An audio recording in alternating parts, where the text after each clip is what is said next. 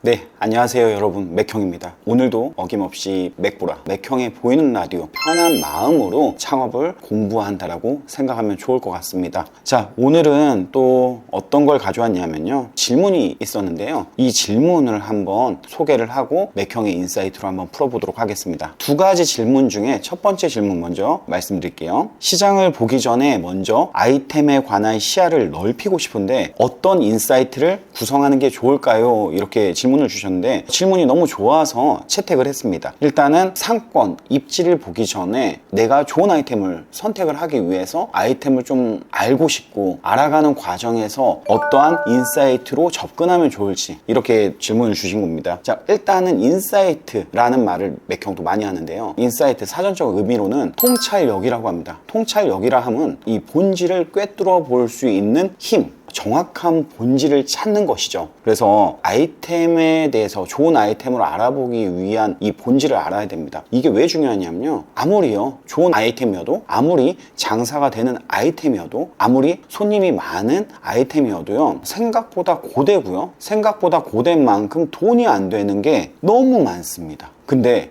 이런 것들을 지나가다가, 내지는 프랜차이즈 박람회 갔다가 이거 요즘 매출을 막 이렇게 판다고 해서 계약했는데요, 막상 남지 않아요. 남아도요, 힘든 만큼 이 정도 보상은 보상이라고 말할 수도 없는 거죠. 이런 부분들 때문에 아이템을 명확히 알고 시장에 접근해야 됩니다. 그래서 이 아이템을 찾아가는 과정이 되게 중요한데, 첫 번째는요, 저는 아이템은 옷이라고 이야기를 해요. 나하고 잘 어울리는 옷, 다시 말해서 나의 적성과 성향에 잘 맞는 아이템이 가장 좋아요. 근데 물론 가장 좋은 아이템은 돈이 되는 아이템이죠. 아무리 몸에 맞는다고 해도 돈이 안 되면 부질없는데요, 맥형은 처음에 다양한 아이템을 해보다가 주점업이 잘 맞았어요. 왜냐면은 활발한 생기가 있는 곳에서 일을 하고 싶었거든요. 뭐 조용히 국밥집에서 혼자 와서 식사하는 손님들께 서빙을 하는 일보다, 이렇게 단체로 오는 손님들한테 파이팅 넘치게 응대를 하고 만나는 곳을 되게 좋아했고, 음악이 있는 곳을 좋아했습니다. 그러다 보니까 주점업이라는 술집 창업을 시작을 하게 되었던 건데요, 이렇게 자기한테 맞는 옷도 있습니다. 대신 이런 것들은 많은 경험을 해봐야지 나한테 맞는다 안 맞는다가 보일 수 있잖아요. 근데 경험하기 전에 어떠한 인사이트로 접근을 해서 이 아이템 좋고 안 좋다를 구분할 수 있는 게 있습니다. 제가 6가지 정도로 기준을 한번 이렇게 정해왔어요. 자, 첫 번째는 시장성이라고 저는 적었습니다. 여기에 아이템에 관한 인사이트에 대해서 이야기를 하는 겁니다. 첫 번째 우리가 고려해야 되는 사항은 시장성입니다. 시장의 파이가 되게 중요해요. 파이가 커야 됩니다. 시장의 규모가 커야 되고요, 그리고 다시 말해서 대중적이어야 됩니다. 그래야지 사람들이 우리 아이템을 찾기가 쉬워요. 이거를 어떻게 파이의 크기를 볼 수 있냐면요, 그냥 기본적으로 배민 어플만 켜봐도요, 거기에 카테고리별 아이템들이 나뉘어 있는데, 예를 들어 야식류다 그러면은 야식이라는 카테고리 안에 닭발도 있겠고 다양한 아이템들이 있잖아요. 이렇게 있으면 시장성이 좀 좁은 아이템, 적은 아이템, 그리고 일식, 회 뭐 이런 거 같이 묶여 있고요, 그리고 양식, 서양식 이런 식으로 따로 구분되어 있습니다. 그리고 한식, 치킨, 피자, 이렇게 독립된 카테고리에 있는 것들은 시장성이 큽니다.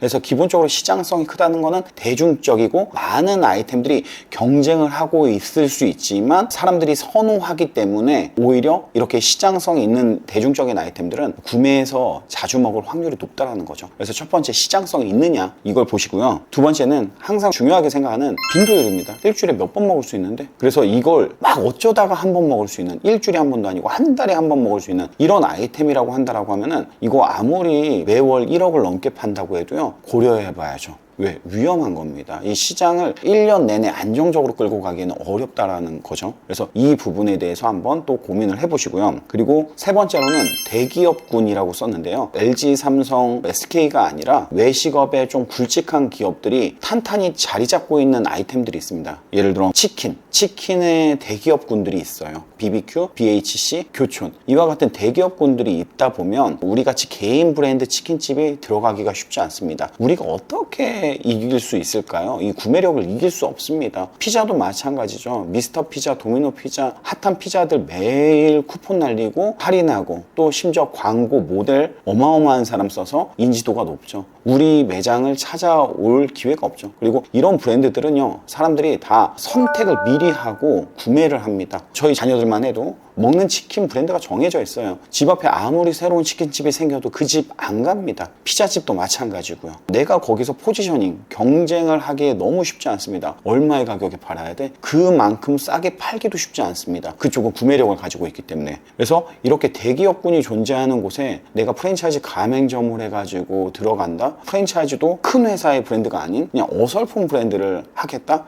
이거 경험하기가 쉽지 않습니다. 이렇게 해서 세 번째는 대기업군이 있는 아이템은 한번 신중하게 생각하고 접근해야 된다라고 말씀드릴 수 있고요. 네 번째로는 이제 재료 수급이죠. 원물에 사용되는 양이 많은 아이템, 다시 말해서 이 원물이 가격의 변동이 너무 크고 또 공급업자가 정해져 있는 경우, 예를 들어 프랜차이즈 회사도 공급업자가 될 수가 없습니다. 말 그대로 원물을 공급하고 납품하는 데가 공급업자가 되는 거죠. 일반적으로 오징어나 낙지를 사용하는 아이템인데 그 원물의 가격이 일본 이슈로 인해서 올라요. 오르면은 큰 오징어 한 마리 내주다가 그 오징어 이제 반마리 쪼개서 낸다니까요. 그러다가 또 3분의 1마리, 4분의 1마리 이렇게 쪼개지면은 소비자가 단번에 아는 거죠. 이렇게 되면 매출이 떨어지는 거죠. 이렇게 안정적으로 수급이 가능하거나 가격이 일정한 아이템이 아니라는 부분들은 내가 운영하면서 1년 12달을 꾸준히 가져가야 되는데 가져가기가 쉽지 않다라는 거. 그래서 재료 수급에 대해서 문제가 있는지 이것도 아이템 볼 때 여러분들이 꼼꼼히 점검을 하고 봐야 되는 거고요. 그리고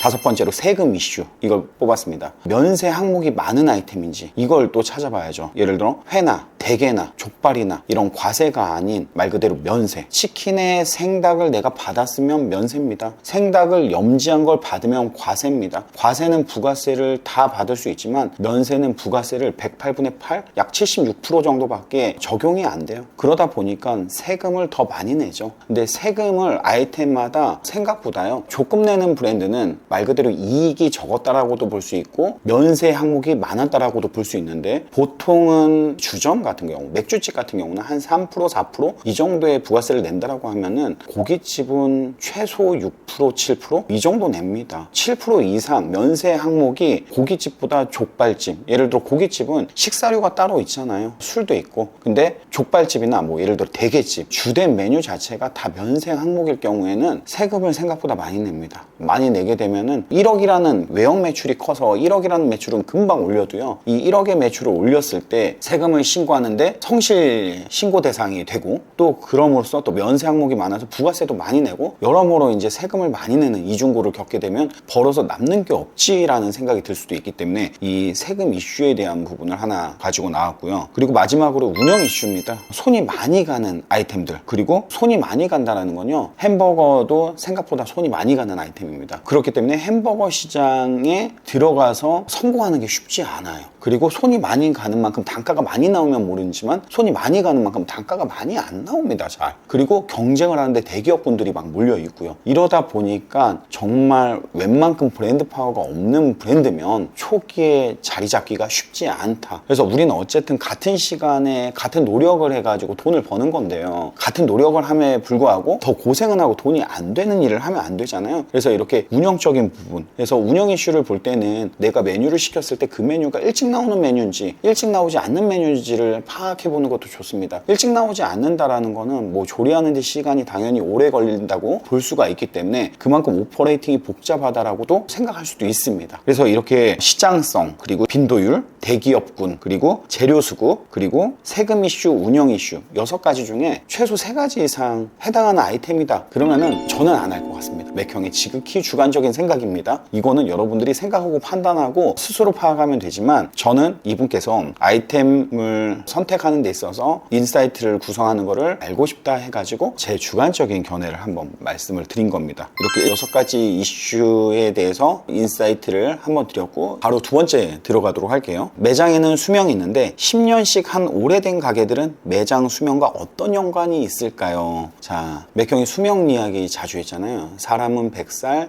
강아지는 15살, 그리고 매장은 5살 살 수 있다. 근데 뭐 여기에 말씀하신 것처럼 이렇게 10년씩 오래된 가게들은 그 수명과 그럼 어떤 관계가 있나, 5년 산다고 했는데 어떻게 10년을 사는 거야? 이렇게 또 이제 질문을 주셨습니다. 물론 10년, 20년, 30년 된 식당들도 많죠. 제가 한번 이거를 브랜드 셀프라이프 기준으로 설명을 해드릴게요. 이 셀프라이프 같은 경우는 와인에도 있잖아요. 다시 말해서 생명의 주기를 이야기하는데, 와인도 코르크 마개를 따고 나서 이 산소가 그 와인과 섞여서 맛이 변질되는 데 걸리는 시간을 3, 4일 정도로 봅니다. 이와 같이 우리 브랜드도요, 태어나면은 죽기 마련입니다. 그런데 얼마나 더 건강하다 죽을 거냐, 아니면은 급하게 급격히 화려한 삶을 살다가 바로 꺼질 거냐, 이런 부분인데요. 그래서 기본적으로 생명주기를 알면 좋은 거는 내가 양도양수 시점을 예측할 수도 있고요, 내가 어느 구간에 성장기인지 성숙기인지를 판단해서 내가 브랜드 리뉴얼 내지는 매장의 개혁, 변화, 이런 시점들을 한 번씩 줘서 롱텀할 수 있는 기간을 늘려가는 게 필요하다라고 생각을 합니다. 이런 걸 알지 못하고 멍 때리고 있잖아요. 제가 맨날 얘기하는 게 비커 속의 개구리. 비커가 처음에는 달궜는데 그 물이 괜찮아요. 물 온도가 놀만합니다. 개구리가 막 자유형, 평형, 적배평자를 하는 거예요. 근데 그러고 있다가 물이 점점 미지근해지면은 노곤노곤해져요. 그러고 있다가 물이 뜨거워지면은 이 몸이 풀릴 대로 풀려서 뜨거운데 나갈 수가 없는 거죠. 결국에는 삶아진 개구리 증후군이라고, 우리가 이 변화를 한 번에 예측하기가 쉽지 않잖아요. 변화라는 게 천천히 오기 때문에. 그러다 보니까 이 변화를 이겨내지 못하면, 극복하지 못하면, 변화에 내가 생존하려고 노력하지 않으면 결국에는 나는 삶아진 개구리가 될 수 있다. 이 5년이라는 셀프라이프 주기를 이해하지 못하면 여러분들은 지금 당장 삶아진 개구리가 될 수 있다. 이런 메시지를 주고 싶어서 이렇게 브랜드 생명주기를 계속 이야기하는 거고요. 그래서 브랜드 생명주기 이야기할 때 건강하게 오래 살려면 성장기에서 성숙기로 넘어가는 그 성숙기 구간에 우리가 어떤 운동을 할 건데, 그게 바로 QSC 운동이에요. 퀄리티, 서비스, 클린. 닦고 조이고 기름 치는 것들을 정말 해야 됩니다. 하지만 그 성숙기 구간에 가면요, 사람들이 나태한 근로자도 생기기 시작하고요, 말 그대로 매장도 노후화가 돼서 문제가 막 발생되는 시점들이 옵니다. 심지어는 경쟁 점포들이 주변에 출현을 하죠. 왜? 내가 잘 되는 거 옆집, 앞집, 뒷집 사장님들 다 알고 있거든요. 이 상권을 알아보는 사람들 다 알고 있거든요. 너도 나도 들어와서 우리의 매출이 떨어지는 순간이 옵니다. 이제 세태기로 진입을 하는 거죠. 그러다가 매출을 올려보겠다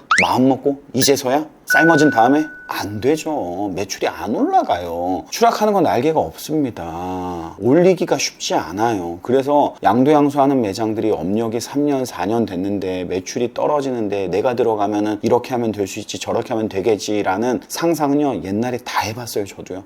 라떼 이즈 홀스 얘기하는 것 같은데, 어쨌든 이런 선배의 경험담을 듣고 여러분들이 시행착오를 안 했으면 하는 마음에서 맥형이 진심 어리게 이야기를 하는 겁니다. 그럼 매장은 인수하는 거 아닙니다. 인수를 한다고 해도요, 양도양수를 한다고 해도 업병 괜찮아요. 하지만 그걸 있는 그대로 받아서 재운영 절대 안 되죠. 쉽지 않아요. 그래서 브랜드 생명주기 10년차를 한번 설명을 드리기 전에 정확히 5년차, 개인 브랜드의 5년차 브랜드 생명주기는 어떻게 되냐면요, 처음에 1년차는 고도화 작업을 하는 기간이에요. 말 그대로 도입기죠. 내 매장이 아직 완성이 안 된 거예요. 가격에 대해서도 원가율에 대해서도 정확한 코스트가 나오는지를 우리가 확인을 하고, 소비자가 선호하는 메뉴가 어떤 건지 거기에 더 집중을 해줄 필요도 있고요. 또 운영도, 동선도, 일하는 사람도 손발을 맞춰가면서 1년이라는 사계절을 놔야 되는 시점이기도 해요. 우리 상권에, 우리 아이템에 비수기가 몇 월 달에 있는지, 성수기는 몇 월 달인지, 그럼 직원들의 휴가는 언제 보내야 되는지, 이와 같은 데이터를 만들어가는 기간이 1년차 도입기 구간입니다. 그리고요, 도입기 이제 구간에서 2년차 되면은요, 어느 정도 내가 잘 손발을 맞췄다고 생각하고 사계절을 나와서 데이터가 생겼다고 생각할 때는 방문과 재방문이 왕성하게 이루어지는 시간입니다. 이렇게 왕성하게 재방문이 이루어졌다는 건 고도화 작업, 디벨롭이 잘 됐다는 거예요. 그러면은 단골이 보이기 시작하고 재방문 손님들의 주기가 짧아지기 시작합니다.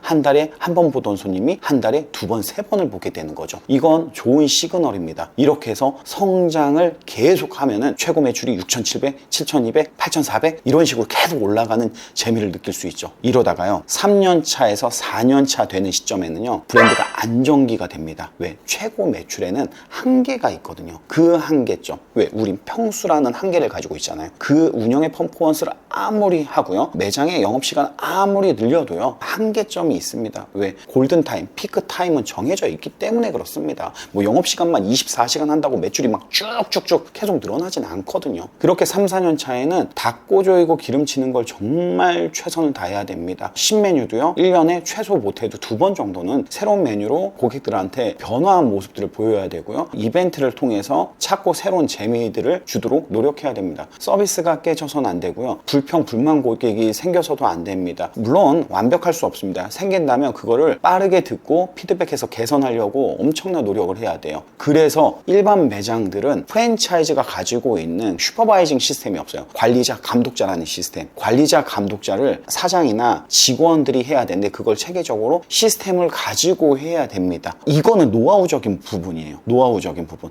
이렇게 성숙기 구간을 이런 시스템을 통해서 완벽하게 관리를 했을 때 우리 매장은 4년, 5년, 6년 이 건강한 구간, 성숙기 구간을 계속 늘려가면서 갈 수가 있습니다. 이러다가 쇠퇴기에 진입을 하면요 이제 경쟁 점포가 출현하고 내 매장은 늙어가고요 여기 혹시나 우리가 관리가 안 되고 기성품 재료로 예를 들어 시그니처도 없고 기성품 재료 위주로 되게 많이 사용하고 어디 가서나 먹을 수 있는 음식을 제공하고 이런 식으로 된다라고 하면 쇠퇴기가 더 빨리 오고요 남들이 하고 있는 거 우리가 하고 있으면 그냥 분위기로밖에 승부를 하지 못했더라면 더 빨리 쇠퇴기에 진입을 할 수가 있습니다. 외식업의 본질은 음식 맛이 상향 평준화됐다고 해도요 중요한 건 음식입니다. 음식을 먹기 위해 소비자가 오기 때문에 그 품질, 퀄리티 컨트롤을 얼만큼 잘 할 수 있느냐가 성숙기 구간을 길게 유지해 갈 수 있는 거죠. 그래서 쇠퇴기에 진입을 해서 떨어졌을 때 이제 그러다 보니까 매장의 매출을 올리기가 어렵다라는 거죠. 그래서 그 기간이라도 최대한 노력을 해야 되지만 저는 쇠퇴기에는요 그 자리가 좋은 자리가 아니라면 내지는 그 자리가 건물주가 별로 좋지 않다라고 하면요 빠르게 던져야 된다고 생각을 합니다. 그래서 성숙기 구간에서 어느 정도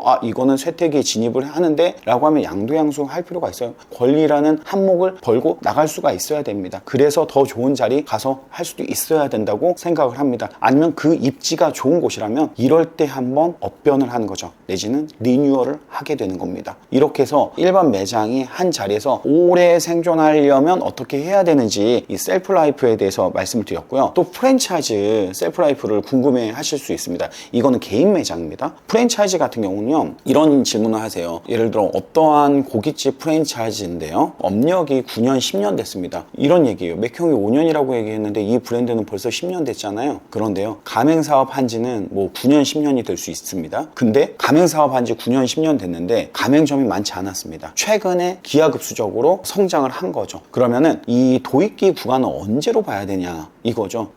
도입기에서 성장기는 보통 보면은 프랜차이즈의 경우는 개설을 많이 할 때가 성장기입니다. 꾸준히 가맹 개설이 이루어질 때 고깃집 하면 어디, 맥주집 하면 어디, 카페 하면 어디 브랜드를 사람들이 알고서는 이야기할 수 있을 정도의 개인적으로 한 번씩은 다녀봤을 정도의 매장이 되면 이제는 성장기에 진입을 했습니다. 성장기에 진입을 해서 그때부터 확장이 일어나고 성숙기 구간이 되면요 어떤 일들이 있냐면요 성숙기 구간에는 양도양수가 많이 일어납니다. 성장기 구간에는 계속 개설만 일어나다가 폐점도 없고 계약 해지도 없고 영업 종료도 없습니다. 계속 성장만 하다가 확장만 하다가 성장기 구간을 지나 성숙기 구간에는 이제는 양도양수가 일어나기 시작합니다. 이제는 성장을 어느 정도 멈춘 시점입니다. 양도양수가 일어나고 첫 해, 둘째 해에 거쳐서 양도양수가 꾸준히 많이 일어나면 이제는 거기서 탈출하지 않으면 높은 권리를 받기가 쉽지 않습니다. 첫 해보다 두 번째 양도양수가 많이 일어나면서 어떤 일들이 생기느냐 이제는 계약 종료와 계약 해지가 일어납니다. 계약 종료는 보통 브랜드들이 2년에서 3년 계약을 하잖아요. 연장을 안 하는 거죠. 연장을 안 하고 계약을 종료하고 다른 매장으로 업변했다는 뜻입니다. 다시 말해서 이 브랜드의 경쟁력이 내가 하다가 보니까 유사 브랜드 내지는 있는 유사한 아이템으로 옆에 근처에서 장사를 하니까 내가 매출이 떨어진다라는 거죠. 그러면은 내가 팔려고 내놨는데 권리금을 또 제대로 안 준다는 거죠. 그럼 입지는 괜찮은데 상권 내 입지는 괜찮으니까 대부분 업변을 해가지고 장사를 합니다. 계약 종료를 한 다음에. 이렇게 되면 브랜드의 힘이 약해졌다라는 거예요. 이렇게 계약 종료가 일어나면서 안 좋은 시그널 하나가 이제 계약 해지입니다. 계약 해지는 오픈을 했는데 돈이 안 되는 거죠. 다시 말해서 브랜드 파워를 완전 잃어버리는 경우는 중간에 계약 해지가 일어납니다. 계약 해지는요, 다른 이유가 없어요. 장사가 안 되면은, 내가 돈이 안 되면은 본사하고 계약을 해지해 버립니다. 이렇게 되는 구간이 오면은 이제는 쇠퇴기에 진입했다고 보면 됩니다. 그래서 여러분들 정보 공개서만 봐도요, 계약 종료가 몇 건인지, 계약 해지가 몇 건인지, 아니면 계약 종료 해지 없이 양도양수가 계속 일어난지, 아니면 양도양수 없이 계속 개설만 일어나는지, 이걸 보고요, 성장기냐 성숙기냐 쇠퇴기를 알 수가 있습니다. 그래서 이거를 꼼꼼히 확인해 보시고, 내가 굳이 막차 탈 일 있습니까? 다 들어봤는데 이 브랜드 유명하지? 알지? 요즘 이 창업 괜찮지?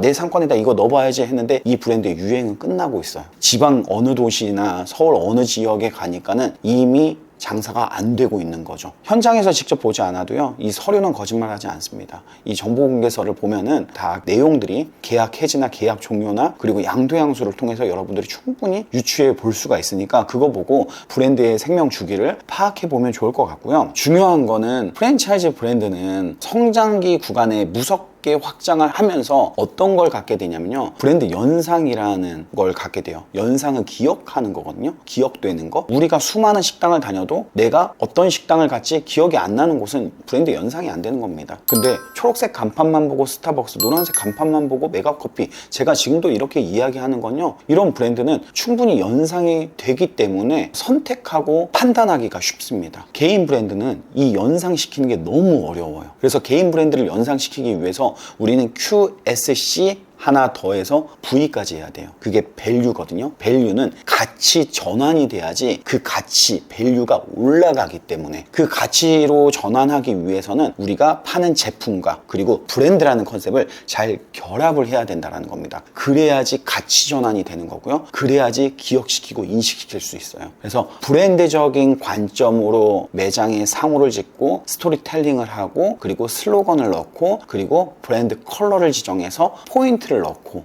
이와 같은 브랜딩적 요소를 메뉴 구성에도 결합해서 그걸 가지고 SNS 홍보하고 그렇게 하다 보면 여기 브랜드 인지가 되는 거죠. 아시겠죠? 그래야 기억에 더 남는 거죠. 개인 매장들은 브랜드 파워가 갖기가 어려워요. 프랜차이즈는 확장력으로만으로도 굳이 컨셉이 없어도요, 확장을 몇백 개, 100개 이상 막 하잖아요. 그러면 어느 정도 사람이 그 브랜드의 이름을 얘기하면 거기서 뭐 파는지 정도는 알게 돼요. 그래서 이런 브랜드 파워 때문에 가맹비라는 돈을 내고 우리가 가맹점을 운영하게 되는 거죠. 그래서 브랜드 인지가 되기 위한 과정을 거쳐야지만 우리가 건강히 운동하고 노력했을 때 이 성숙기 구간을 길게 해서 5년이 아닌 7년, 10년을 할 수 있다는 거죠. 이렇게 10년 된 가게가요, 10년 된 가게 많죠. 근데 어설프게 10년 된 가게 말고요, 성황리에 10년이 된 가게들도 있습니다. 예를 들어 그 지역 가서 냉면 맛집이 어디죠? 그러면 소사면옥이요. 고기 맛집은 어디죠? 금성회관이요. 예를 들어 이렇게 이야기할 수 있는 브랜드가 되면은 그 브랜드는 이미 이제 연상이 아니라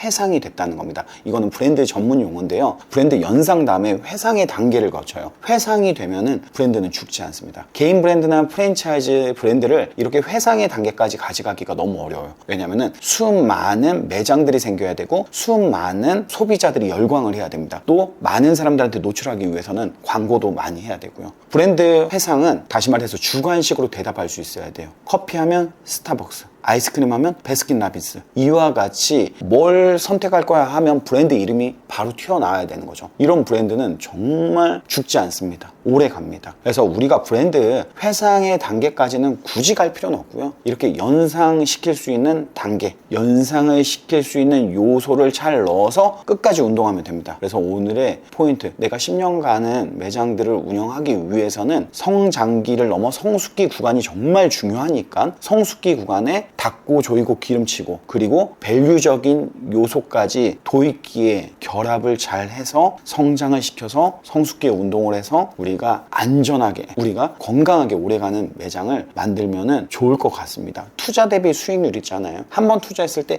오래 관리해서 끌고 가서 수익을 내는 게 가장 중요한 거니까요. 여러분들이 이렇게 브랜드 생명주기 잘 알고 체크를 하면서 가면 좋을 것 같습니다. 자, 오늘은 이렇게 두 가지 질문에 대해서 맥보라에서 한번 맥형의 인사이트로 이렇게 설명을 드렸고요. 여러분들이 귀에 이어폰 꽂고 이렇게 들으시면서 편안한 마음으로 아 이렇구나 이런 게 있구나 아 브랜드 연상은 이거고 회상은 이거구나 아 그리고 생명주기가 이렇게 있는데 내가 어떻게 하면 좀 오래가는 매장을 만들 수 있겠구나 아 QSC에 더 중요한 거는 또 V, 밸류가 중요하니까 제품과 브랜드 컨셉을 잘 결합하고 브랜딩적 요소를 어떻게 만들어서 표현해야 될지 이런 것들을 또 나도 고민해 봐야 되겠다 이렇게 생각하면은요 충분히 여러분들도 안정적인 창업, 건강한 창업 할 수 있을 거라고 생각합니다. 자, 저는 다음 이 시간에 또 다시 만나도록 하고요. 오늘도 수고 많으셨습니다. 고생하셨습니다.